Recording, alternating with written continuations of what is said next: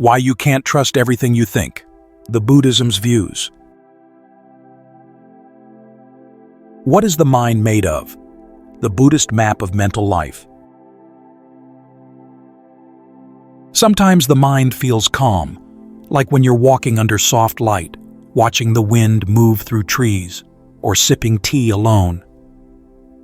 But even in those still moments, something inside is always moving. Thoughts flicker in and out. A memory rises, then fades. A worry forms, then melts into another idea. This movement is often so quick and subtle that we don't even notice it. Yet it shapes everything we experience. In early Buddhist psychology, especially in the detailed teachings of the Abhidhamma, the mind is not seen as one single thing. It's not a fixed you who is thinking. Instead, it's described as a stream of moments, brief flashes of consciousness called citta. These mental moments arise and fall away, each lasting less than a blink. But because they move so rapidly and continuously, we mistake them for a stable, unified mind. Each citta doesn't arise alone. It is always accompanied by mental factors called cetasikas, like ingredients added to a soup. These factors include things like feeling, vedana, perception, sanya, intention, satana, contact, phassa, and attention, manasikara.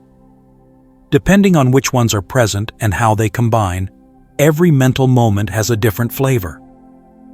A calm thought and an anxious one are not just different ideas.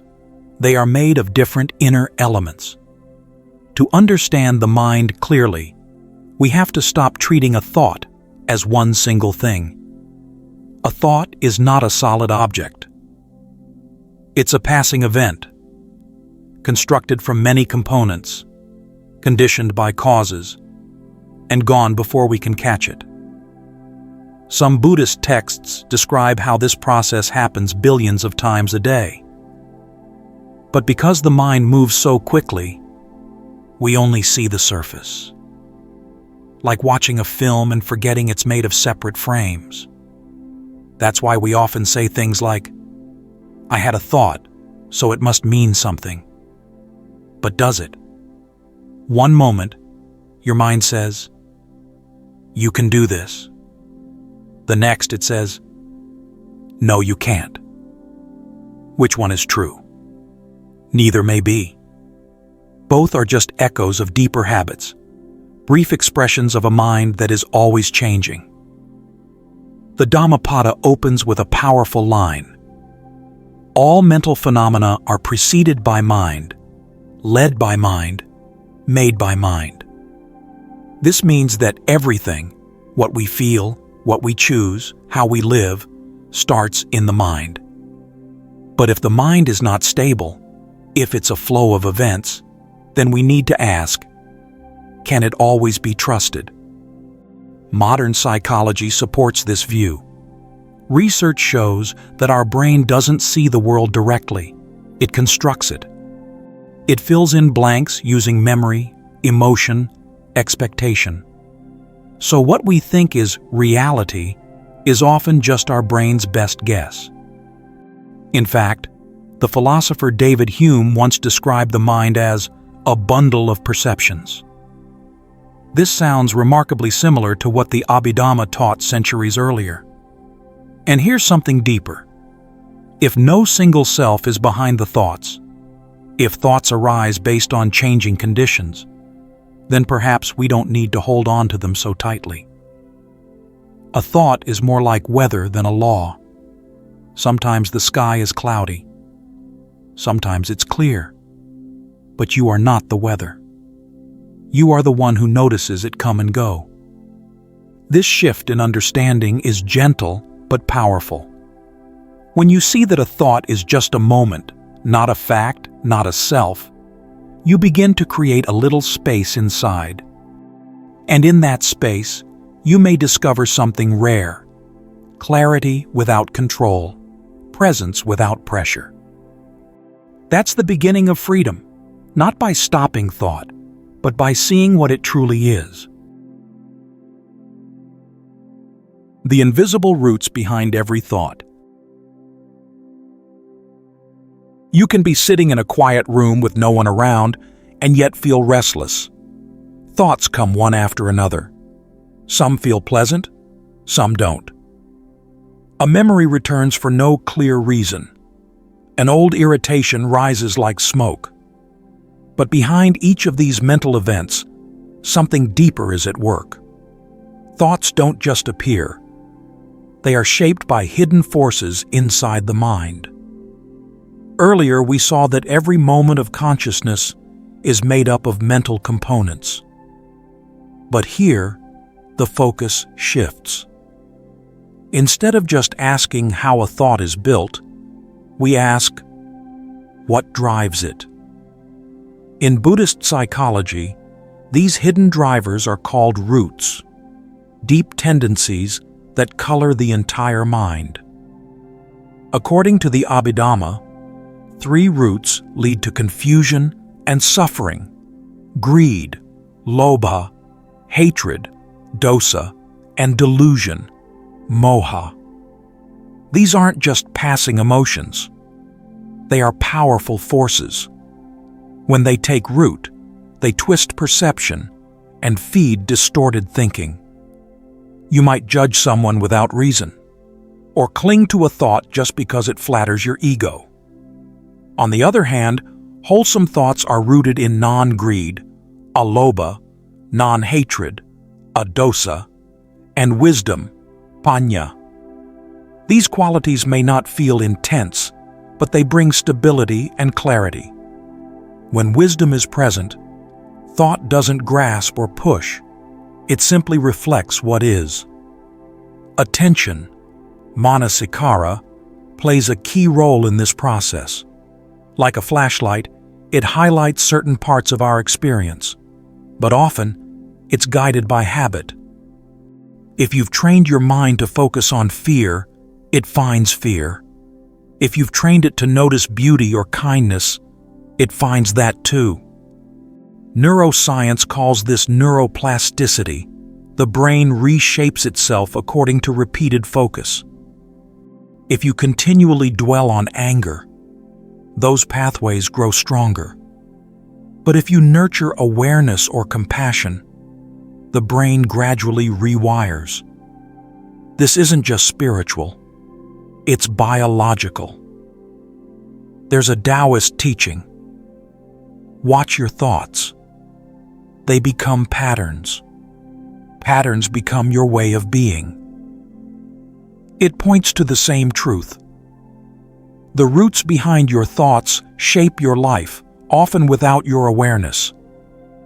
So rather than constantly analyzing what a thought says, try asking, what is this thought growing from? Is it born from fear, clinging, or clarity? A harsh thought and a kind one may sound similar, but the soil they grow from makes all the difference. Training the mind doesn't start with fixing every thought. It starts with seeing the roots. When you understand what fuels your inner voice, you stop getting lost in its stories. You start to see the problem isn't always the fruit. It's the seed. How the mind tricks you, the illusion of mental coherence. Have you ever followed a thought and felt completely sure it was right, only to realize later it wasn't? The mind often feels like a reliable narrator, guiding you with clarity. But in reality, much of what it says is stitched together in the dark, just convincing enough to feel true. The Abhidhamma describes the mind as lightning fast. It leaps from object to object, like a monkey swinging through trees. Yet somehow, all this jumping feels smooth. That's the illusion. The mind moves in fragments, but we experience it as one clear, flowing voice. This creates a strong sense of me, a self who's thinking, deciding, and knowing. But that me is often just the echo of habits and memories. What makes this illusion even stronger is that the voice in your head sounds personal. It uses your language. It knows your story, so you trust it. But just because it's familiar doesn't mean it's wise. A familiar voice can still lead you in circles. Most thoughts don't arise from the present moment. They come from memory, projection, fear, and desire. And memory itself isn't fixed. Every time we recall something, we slightly reshape it. The brain edits the story, even as we think we're telling the truth. Buddhist psychology teaches that these quick mental events are conditioned, not by some solid self, but by previous moments, emotional habits, and deep-rooted tendencies. When these moments pass quickly, we mistake them for a single mind. But really, it's like waving a sparkler in the dark. You see a circle, though there's only movement. Modern psychology mirrors this. What it calls cognitive distortions, like black or white thinking or catastrophizing, are often just familiar mental shortcuts. Inside the thought, it feels logical. But when you step back, you see how narrow it really was. The Abhidhamma calls this delusion moha, a mental fog. When thoughts arise under its influence, they cling to false certainty. They claim to be the truth, when they're just shadows. Zen has a helpful image here. Thoughts are like clouds. They drift through the sky, light or heavy, fast or slow.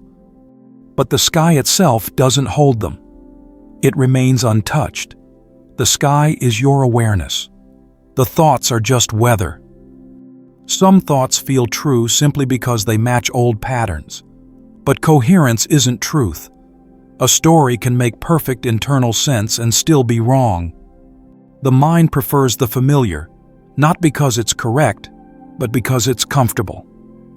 That's why the Buddha didn't teach us to argue with every thought. He taught us to observe, to pause, to see how thoughts rise, stay a while, and vanish, often without our control. This doesn't mean the mind is bad. It just means it needs training. Like a wild animal, it learns through patience. Thoughts are not commands. They're suggestions, some helpful, some not. So next time a thought feels powerful or urgent, pause. Ask, is this thought coming from clarity or habit? Is it leading to peace or just looping around again? Because many thoughts sound true until you look at them in the light.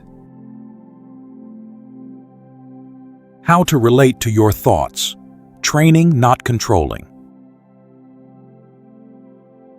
You don't have to silence the mind. That was never the point. The Buddha didn't teach us to fight our thoughts, but to understand them.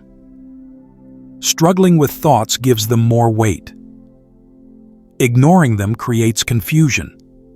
But observing them with wisdom transforms everything. The mind moves like a river. It flows whether you like it or not. But you can learn to read its currents.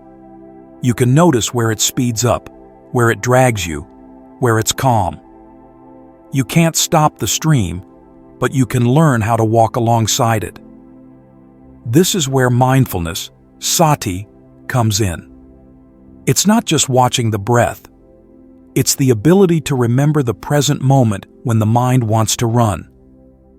When a thought appears, instead of becoming it, you name it. This is a thought. You don't push it away. You don't hold on to it.